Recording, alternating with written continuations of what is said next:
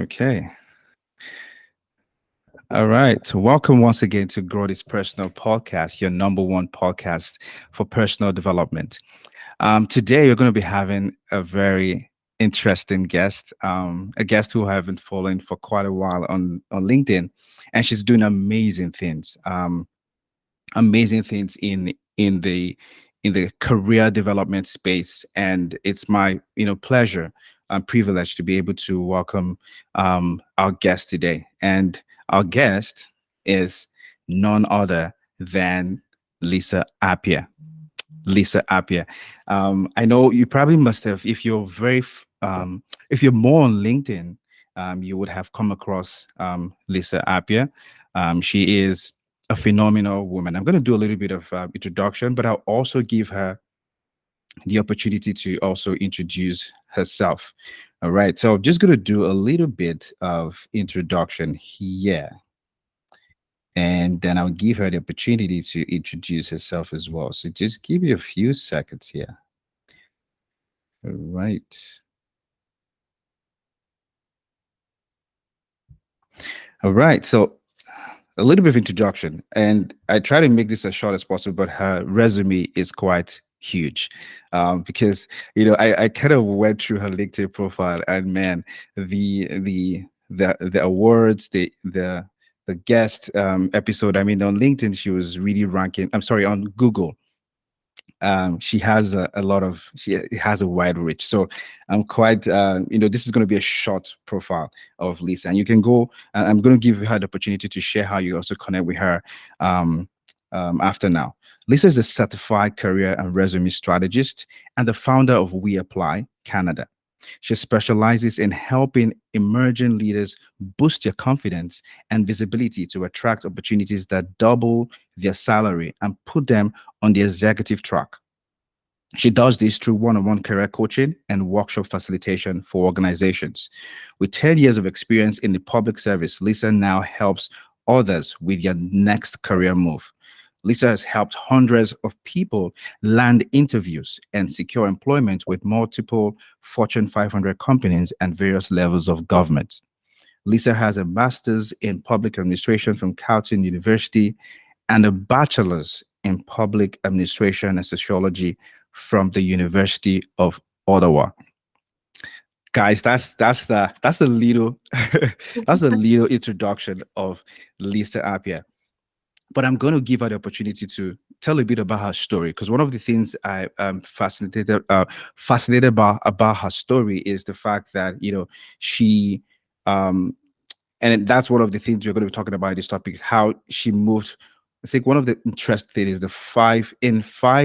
in 8 years she was able to get 5 promotions, and that's quite rare to see, right? So I'm going to be giving Lissa an opportunity to kind of introduce yourself. Tell us a little bit about you. What is it that we don't see on social media that we should be able to relate with about you? And yeah, if you want to share that with us. Awesome. Thank you so much. What an introduction. I'm honored. Thank you for the invitation. I've been seeing your posts on LinkedIn also for a little while now, so it's awesome to be on your podcast and to have this conversation with you. Something that you would not know that I don't share on social media. I think most people who follow me will know that I'm an introvert. I think that is kind of part of how I present myself. I'm a mom. I have a 3-year-old boy, and that keeps me very busy as well. Right. And trying to think, what could I say that I have not shared? I speak French. I am fully bilingual. I speak English and French. I grew up in Montreal. And my parents are originally from Ghana, although I was born here. So I do speak Tree. It's a Canadian Tree, but I still speak. So Tree. Okay, yeah. Tree. Oh, okay. Yeah. That is a language in Canada, right? In Ghana, exactly. In Ghana. Yes, Ghana, West Africa. Okay. Yeah. So do you because I have audiences in Ghana. So do you want to say a little bit of Ghana, the tree?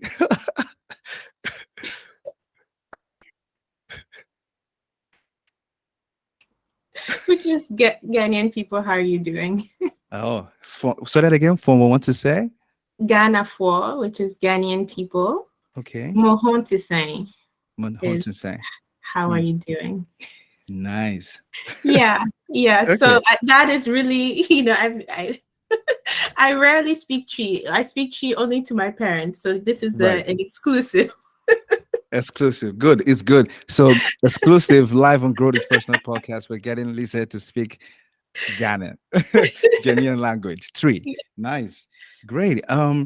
Okay. So tell us about, I'm quite interested in your journey, your career journey. How you started WeApply Canada. So tell us about WeApply Canada. What do you do at WeApply Canada, and why did you start WeApply Canada? Yeah. Because it's a unique name, like We Apply. Yes. I mean, you can always relate to that name. Definitely. Okay, so I wanted to start the company many years ago when I finished my undergrad at the time. And I already had the name. And at the time, I was thinking it was going to be a resume distribution service.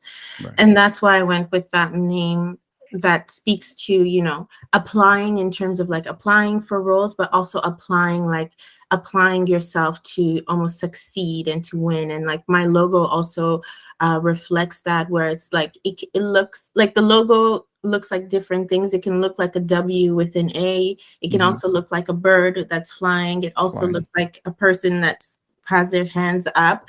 So that's kind of where I was going with that. And that was almost 10 years ago. But I didn't go after that, and I decided to pursue a master's degree. And after I finished my master's, I got a job with the government. So, life happened, and, the entrepreneurial dream was still there, but I didn't fully do anything about it until I had my son in 2018. And,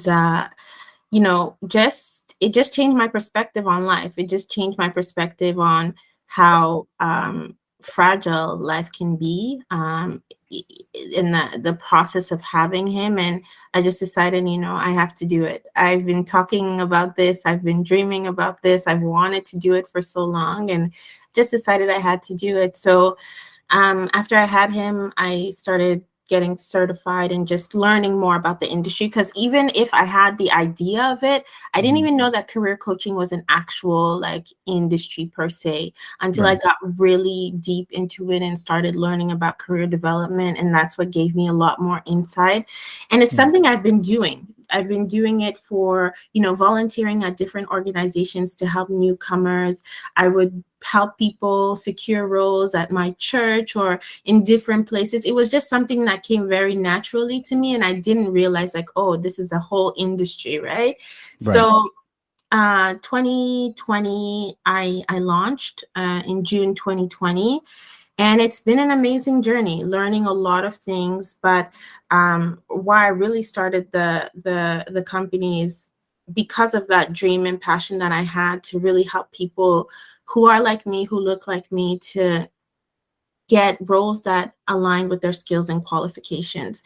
I would come across so many people, often people of color, people who are tend to be introverts like me, who share similar qualities to me, and they struggle sometimes at work even though they are brilliant. And that's why, in some of my messaging, I often say talented introverts. Like, these are people who are just so intelligent, but they are unable to articulate the skills that they have, and sometimes they get overlooked because of that.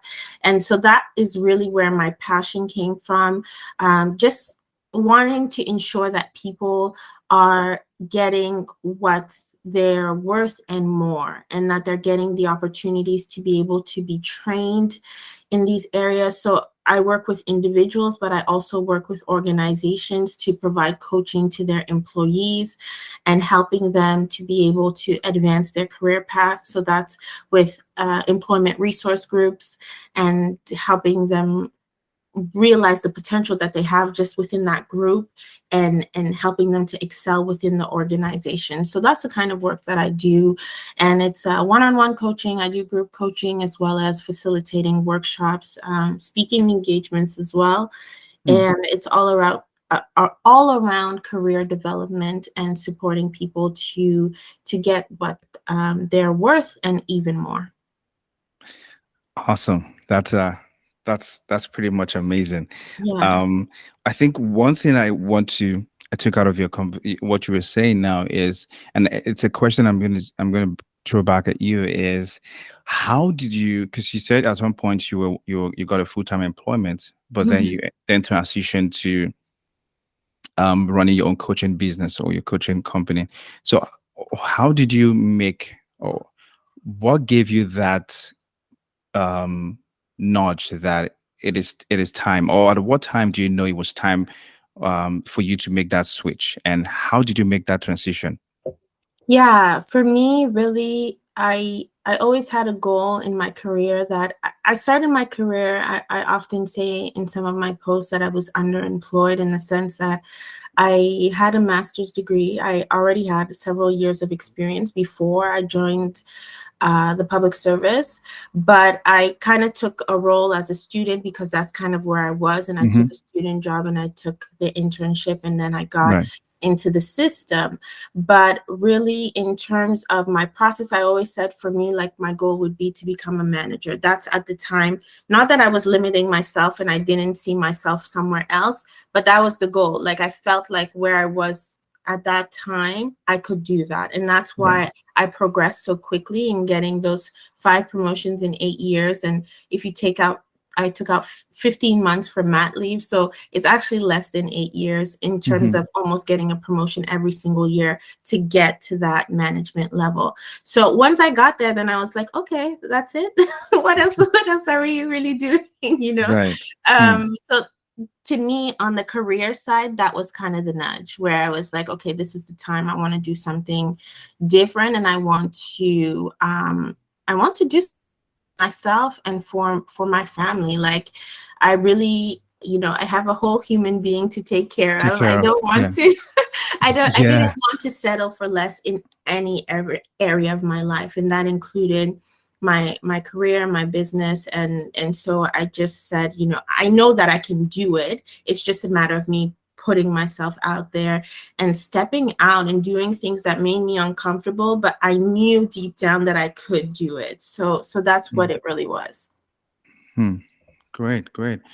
Okay, let's take the question, this conversation a little bit deeper. So I've seen some of your posts, and you talk a lot about being noticed and then getting promoted. Do you want to walk us through the process of how do you get noticed? Because one of the listeners now, some of my listeners are young professionals. Some of them are immigrants, and some are not. But there are people who are probably putting in the work at doing their best at work, but they're not getting noticed. So how do you get noticed? And then once you get noticed, then what are the things you need to begin to do for you to get that promotion at work? Yeah, that's a really good question. And what I would say, it depends. It depends a lot on your industry. Every industry has a different way or a different process for you to go up the corporate ladder. So industry matters, and then the employer also matters. There's a huge difference if you're working for a smaller startup or if you're working for a huge corporation. So the first thing I always tell people is have a good understanding of what is the promotion policy in my organization, because the way that someone will move up in their organization is not the same way it'll happen in yours.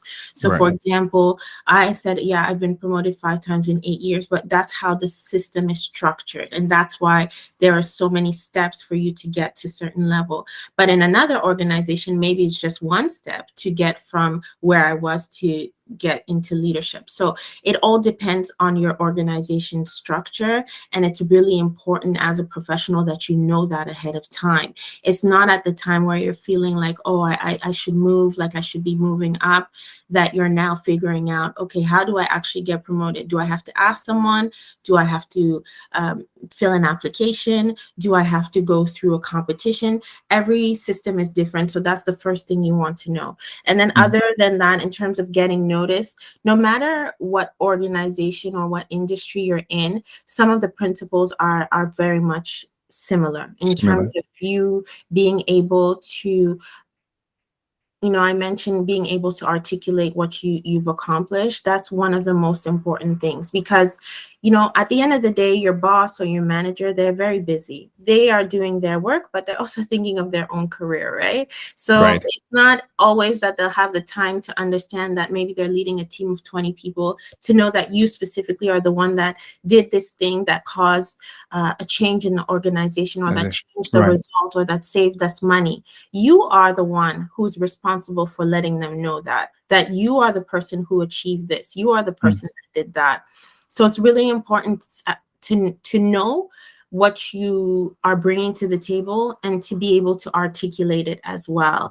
And so that is one of the first steps in being able to get noticed, is being able to recognize your achievements and then also articulate them. I meet so many professionals that just tell me, I just do my job, because I'm asking them, like, what exactly do you do? How do you do it? What are the results? They're like, I just do my job and I get it done. And I don't really know, I can't explain what exactly I do. Like, what do you mean you can't explain it? You need to be able to explain it, because if you're going to convince someone that you're deserving of a promotion, you need to be able to convince yourself first, so you can convince another person, right? So that articulation point is one of the key points to being able to position yourself for a promotion. And then also just being visible, in the sense that you're showing up consistently, in terms of whether there are opportunities to be in a meeting and you're sharing your opinion, you're sharing your thoughts. People have a good sense of what you do and what your specific expertise is. It's really good to be known for something at work. Like, if they're actually trying to identify a reason why they should promote you, they should be able to say, like, I know that you're really good at this, and that's the reason why you're deserving of to move to the next level. And I can give myself as an example.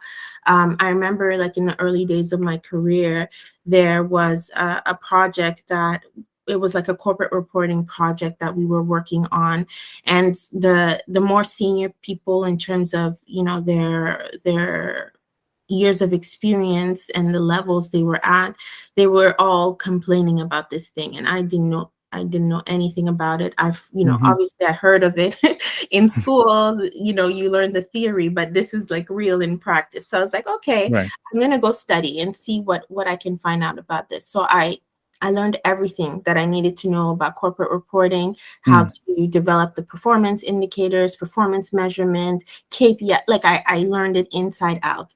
And then I started positioning myself. Like, when something came up, I was like, oh yeah, I can do that. Or if there was a meeting coming up and they were looking for someone for that expertise, I put myself out there. And over time, people started to see me as the corporate reporting expert.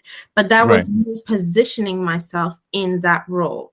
And so that's something that you can do. Position yourself somewhere so that people can recognize your expertise and value it enough so that you can move up in your career. So in doing that, I attended one meeting with an executive, and he was telling me, oh, we're building a new team. We're looking for someone with corporate reporting expertise. When the job opens up, make sure you apply. And obviously I did, because I was like, I knew it was coming, and I got the promotion as a result of that. And so stuff like that does happen. So, there's the element of you being able to show your expertise, but positioning is also key. And then the last point I'll add is your network. Me going to that meeting and meeting that executive and telling me that something is coming up, that those connections that you make is what makes a difference, and people can give you a heads up when opportunities are coming. Right. Awesome. That's a whole lot of tip there. I just want to do some recap, and I think I'm going to ask a question based on what you said. So one of the things you mentioned, in being able to go from being noticed and promoted is, you have to take responsibility. And one of the things in this podcast is growth is personal, which means it's a personal journey. If you want to grow, you have to take personal responsibility, and that's one of the things you echoed here. And you also said, be willing to take risk, right? Because a lot of times people are afraid of what they do not know. And the thing is, to be able to grow, you must be willing to go. You must be willing to let go of the fact that you do not know. And there's what they call the education of the road, where you're learning as you go. And that's what we see in today's world of work. That if you are not willing to step up and figure it out on the as you go, then you're not going to grow. You're not going to learn, right? And but I wanted to take you on a question around that, being able to track. You said something around tracking your accomplishments. How do you do that in practical terms? How can professionals, because you see people, like you said, I'm just doing my job and I go home. Yeah. Beyond the job description, people can't really articulate what are the process that gets you from point A to point B. What are the steps you took, to get to point A, because that's where you begin to discover your competencies, and you begin to discover the skills that you have, right? So how can, professionals, young professionals or career professionals, track, or document these accomplishments? In what way can they do that? Yeah, so one of the main ways that I recommend is keeping some form of a career journal or an accomplishment folder. Sometimes people call it a brag file, but it's basically, whether it's in an Excel document or you want to actually buy, there's actual softwares that you can buy to help you track stuff, or, just want to, I'm very good with pen and paper. So right. I'll just write things down, but just on a periodic basis, whether you decide you're going to be doing it on a monthly basis or a bi-weekly basis. Just write down the things that you've been doing at work and quantify them. So like, look at it in terms of not only what was the result, but I like to get people to think about it even deeper and think of what was the impact. Like, if you're thinking about, okay, I was able to sell this much, if you're start thinking about it in terms of an organization and what the mandate of the organization is, what the goal and the direction the organization is taking right now. And you're like, okay, you sold these 5 things. What impact did it make in terms of the actual organization and its goals? How did it contribute to that? Maybe that organization had a mission that this year we want to be able to sell 100 of those things, and you did 5 of that 100. That's a huge and significant difference, right? So making your tracking your impact and making your impact known is very important. So just writing them down. Another thing that I do very regularly is I have just a folder in my email. If someone sends me like, oh, you did a great job, thank you so much for contributing to I save the folder in the email in that folder. And over time, just accumulating those almost like receipts of things that people have said of your contribution and how you've impacted the organization is another thing that I do, because that's not just you writing down and saying I did that. That's now another person vouching that you've really done that.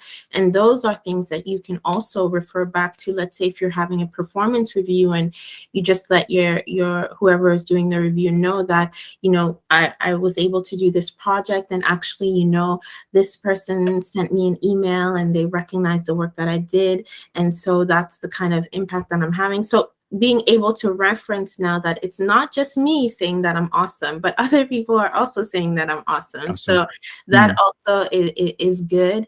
And, you know, we talked a lot about LinkedIn at the beginning, but building your personal brand on LinkedIn and using all the features to their benefits. For example, getting those recommendations on LinkedIn, being able to gain that visibility where you're now almost as part of your brand, sharing the things that you've been accomplishing and making it known to people is also something that can help you. So different ways, different strategies, but those are some that can help in terms of being able to start to track your accomplishments and document them. Great. That leads me to my next question, because you said something around the fact that, you know, how to get noticed and then also getting promoted. But I want to also bring the, you know, to bear the question around, why is it important in today's, you know, world of work, even in business as an entrepreneur, why is it important that you get noticed? I think that question probably answers itself, but I want to ask you from your perspective, why is it important that we get noticed? Why is it important that we, now, I'm not going to talk about promoted now, but why is it important that we get noticed at work and as entrepreneurs as well? I think firstly, it depends what your goal is. You know, there are some people that their goal is actually not to get noticed. They don't want anybody to give them that promotion. They're very comfortable where they are. Where And they I've are. met people like that this is it. Like I'm just doing my job. I'm okay where I'm at. But if you have a goal that either you want to start a company, or you want to get to a certain level in your career, or you just want to be able to attain something more than where you are currently, at the end of the day, people hire people, right? So Right. being able to position yourself and get noticed by those right people who are the decision makers is often key to you being able to move to that next level. And so that's why it's important to get noticed, because at the end of the day, the decision makers need to know what your contribution is and what difference you're making, so that they can know that they're going to make this investment in you, or they're going to bring you on a certain project or not. So in terms of building your visibility and getting that exposure, that will be key to you getting noticed, and that's why it's important. Right. Great. I thought about a question, and I was keeping it for now because I think you made a post recently, or was it some weeks back, and you said that, you know, when you started your business, you you got an advice from someone, or a mentor, or someone who was more successful, saying that, you know, do not put your face out there, you know, Oh, and and I'm kind of curious about how that influenced, you know, your business so far, because I think it's important. You know, you said how you had to break out from that whole bubble of hiding and just letting your business speak for itself, rather than putting your face in the business. Because I think a lot of times people dabble between, do I put my face out there, or do I just use my brand name? Do I just use my business name and not put my face? Because there probably are people who are not comfortable being um, online, or put their face, you know, on camera, or videos. But how did you overcome that? Or not overcome, but how did you get over that whole advice and push yourself out there? yeah, definitely. So yeah, that was advice I got from someone I can consider a mentor at the time.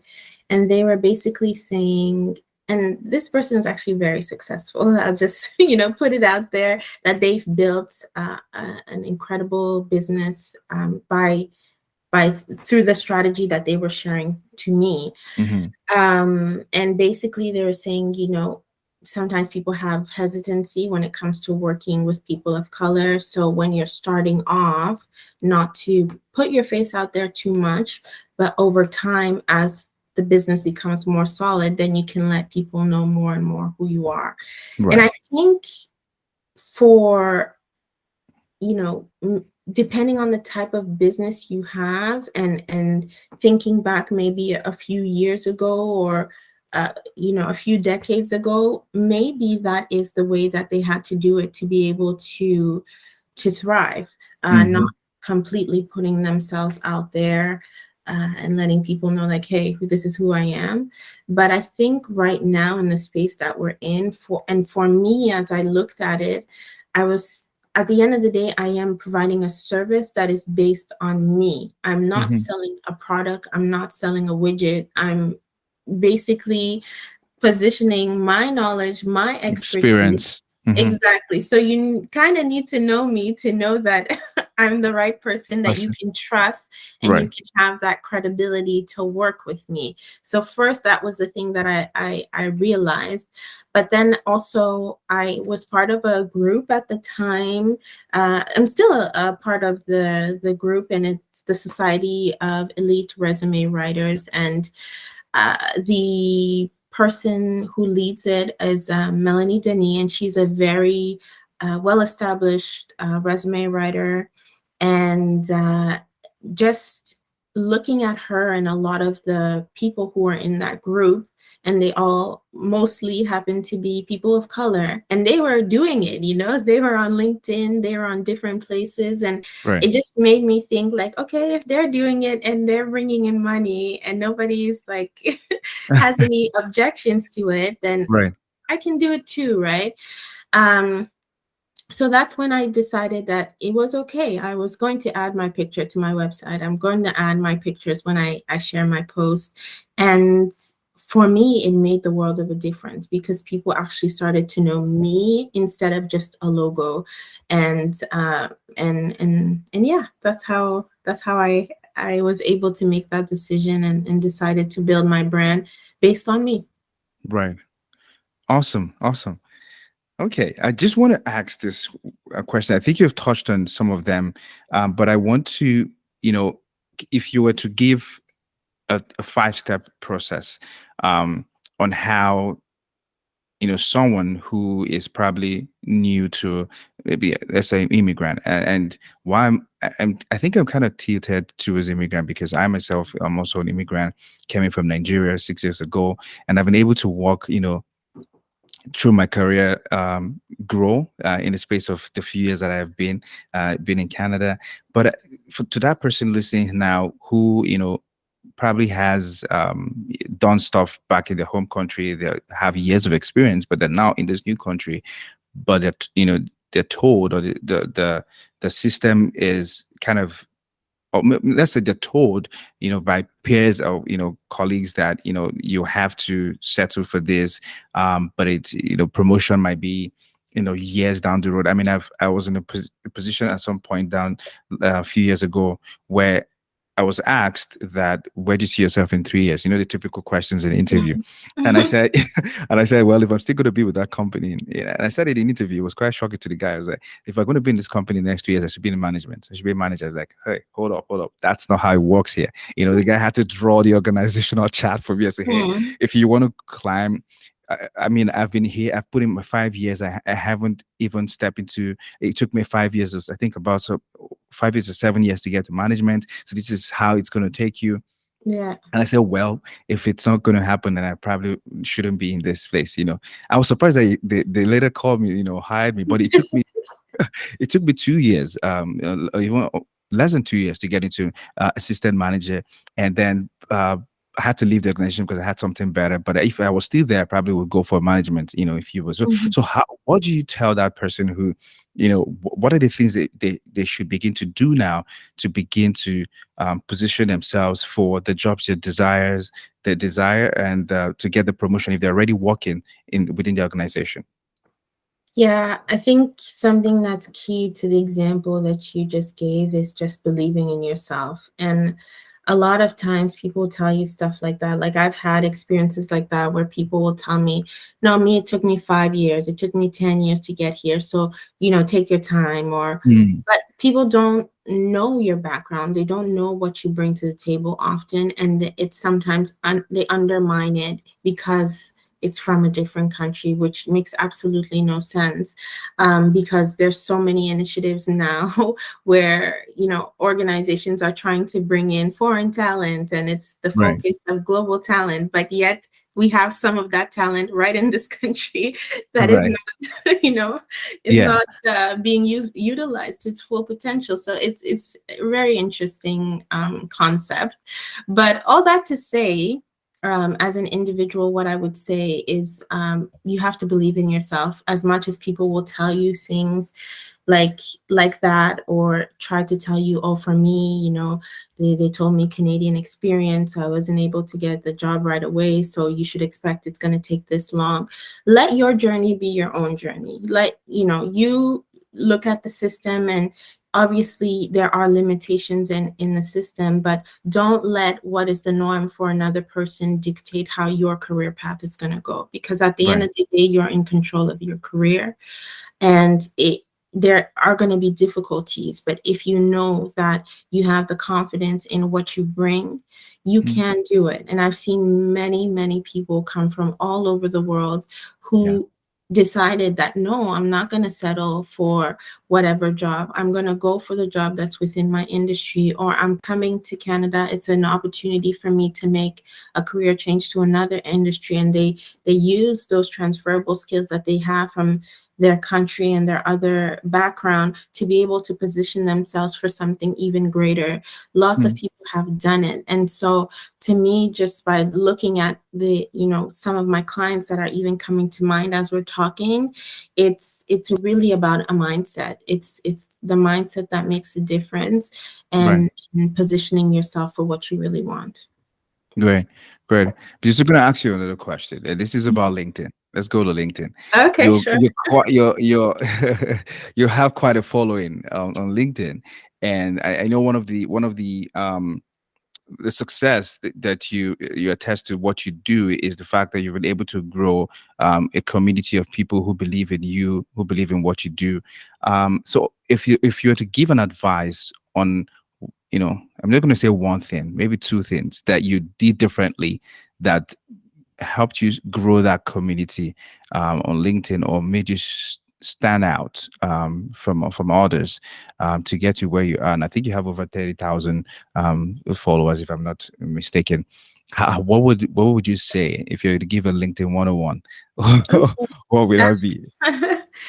So first thing I would say, if you're really looking to grow, is I invested in a coach. I believe in Mm. coaching. I believe in working with people who are ahead of you to be able to get that insight to help you go faster and quicker to achieve your goals. So I did invest in a coach. So I will recommend that anytime.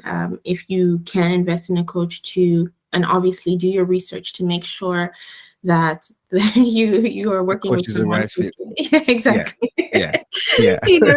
you know because you see some people tell you they'll help you on LinkedIn. You never see them on LinkedIn themselves, but they now want to help Right. you. Right. So yeah, do your research and know who you're going to work with. So that's Mhm. one thing. The second thing I would say is use your voice. For me, I wasn't a person who was on social media before that much. Like, I had an Instagram account, and I think after my wedding pictures, I never posted anything else. Right. So it was kind of all new to me, just understanding how to show up. And I did have a bit of difficulty just being myself, because I was like, I'm not like a very entertaining person. Like, I'm Right. not the person who's like outgoing, who makes jokes or whatever. So Mhm. Mhm. like it did take me time to be like, okay, how do we do this while staying true to myself? Because I don't want to Mhm. pretend to be somebody else just to Right. be able to create a following, or to be able to attract business or anything like that. So that's what made the difference for me, just talking about my own experiences, staying true to my voice.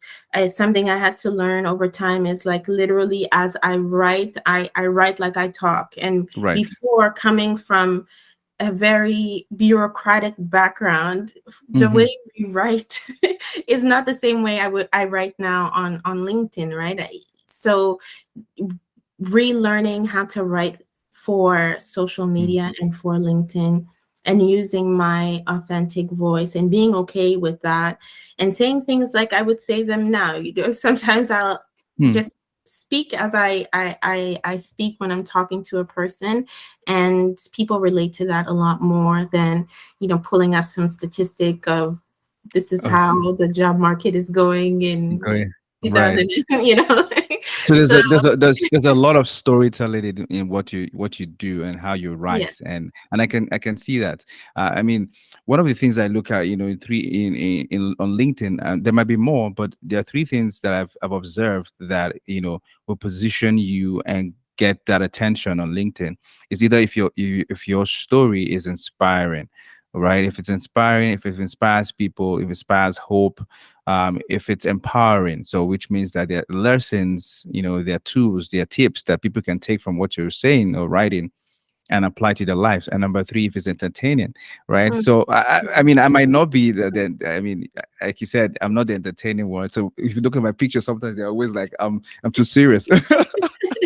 But if I think when you blend these three Mm. components in how you show up online, definitely you're going to get people's attention. And by the way, if you want to, Lisa has a YouTube channel. I know she posted recently a LinkedIn 101, a LinkedIn, almost Yeah. like a crash course. I watched the video, and so go to a LinkedIn YouTube channel, subscribe, and also watch that video. It's going to be very helpful if you want to grow your LinkedIn following, but also your LinkedIn influence as well.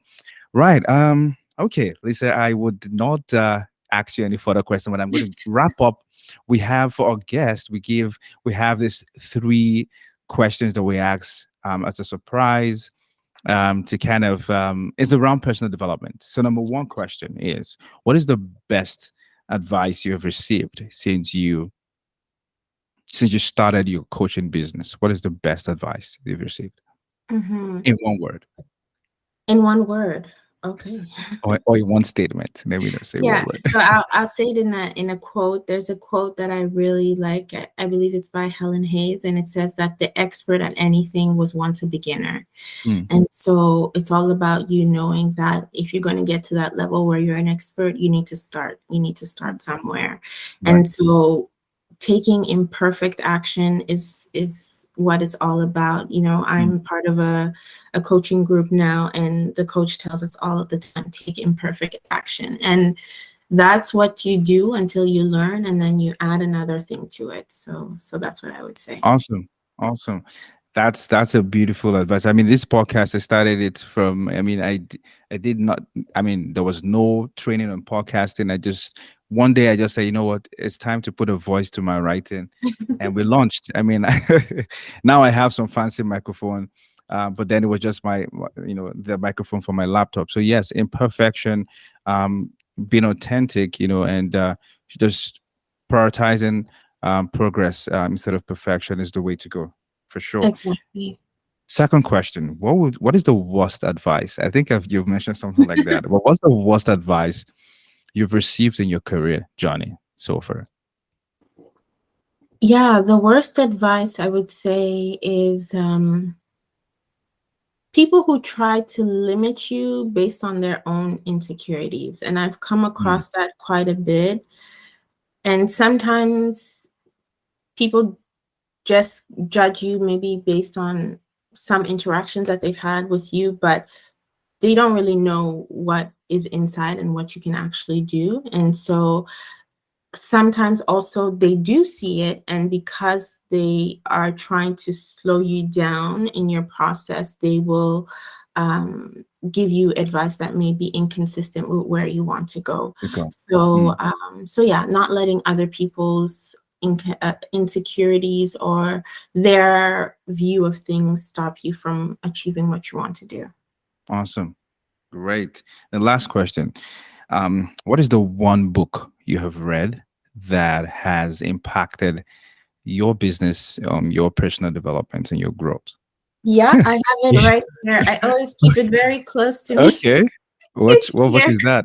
Let me see if I've read Called that. Quiet, The Quiet. Power of Introverts in a World That Can't Stop Talking by Susan Cain. Hmm. Most introverts have read this book, and But I it's in a, haven't read it. Oh my you goodness. haven't read Quiet? Oh, No, I really? This haven't. is what it looks like.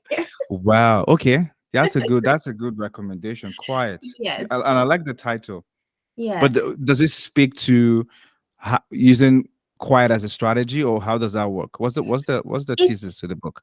I really like it because it's research based and it Hmm. really focuses on understanding at a deeper level what it is, and a scientific level also, what Hmm. it is to be an introvert. But then she also talks about being an introvert in different contexts. So she talks about the cultural aspect of being an introvert and how some cultures are more prone to being introverts than others. And I really like that chapter, where she talks about that. She talks about how it's impacted. It's like being an introvert and in the workplace, and how the workplace is generally based on the extrovert ideal. Hmm. And she talks about how even public speaking and all these things that are seen as the top skills, if you want, as a to have when you're trying to position yourself to be in your career, which aren't things that come naturally to an introvert, and how to Right. balance that. So Right. it goes through like different aspects of life, and how Hmm. it helps, how you interact as an introvert. And I think for me, what just helped me is just really understand who I am, and how, a lot of times, sometimes I would think maybe there's something wrong with me. Like, why don't I want to do these things? Like, I don't want to, go to this lunch or this whatever networking event. Right. Right. So You it know? just, yeah. Hmm. Hmm. You Like actually people get excited about those things, and I'm just like, I don't want to do that. Like, I just want to do my work and go home. Do we really have to and socialize? that's okay. I mean, that should be okay, because sometimes, it's perceived that, if you're not, you know, um, going with that flow, then there's something wrong with you. Like there's some, Exactly. and I mean, that's a different, that shouldn't be the narrative we should be, accepting or passing across, because people are different, right? And everyone should be comfortable in their own space. And I mean, there's a place for being adaptable and flexible and all of that, but people should be themselves, right? Yeah, Okay. definitely. Yeah, this is the book you should pick up. I would highly recommend it. Awesome. I will definitely pick that up. Okay. All right. So I want to throw this to you. So I know I have audience in different part of the world. I mean, the recent country I saw was St. Lucia. I haven't heard of St. Lucia before. Wow, And I that's was like, okay, amazing. who is St. Lucia listen to this podcast? Okay, so for audience across the world who are listening, what is the best? I know you're on LinkedIn, so Lissa Appiah on LinkedIn, you can search her and follow her. But what is going on in WeApply that you want to share with my audience that they can benefit from? Is there a program going on? Is there a course you're launching, or that's ongoing that people can benefit from? Do you have anything like that going on? Sure. Yeah. So I'm going to be doing a career confidence challenge in a couple of weeks. It's going to launch in August. So that's something that you can definitely look forward to, a 2-day challenge where we're going to really be working on how to position yourself and to articulate your skills to earn more. And so that will be something that I have coming up in August. Okay. And there's Is that always, online? it's an online challenge that's going to happen. Okay. And yeah, there's Okay. always something going on. I just launched my YouTube channel 2 weeks ago, and I'm really excited about Yeah. that. And I went to, yeah, that's a good one to follow. Please follow her, subscribe to the channel. And yeah, yeah, okay. So that challenge, I wanted to just, so it's going to be an online program, yeah. 2 days, Mhm. and for how many hours per day? How's that going Yeah, to it's run? going to be 90 minutes per day. Okay. And so people will register, and then we'll be able to be live. It's not like pre-recorded and you watch it. It's a live challenge where I'm going to be teaching. There's going to be interactive activities that we'll be doing, but also people get the opportunity to ask their questions Hmm. um, as it comes to how to build your confidence in the workplace to make a difference in your career. Okay. So if they want to register for that, is that on WeApply.ca? Can they Yeah, find that? the link will definitely be on our website, but if you follow me on LinkedIn or on my newsletter, which you can find on my website as well, the information is going to be coming out soon on that. Okay.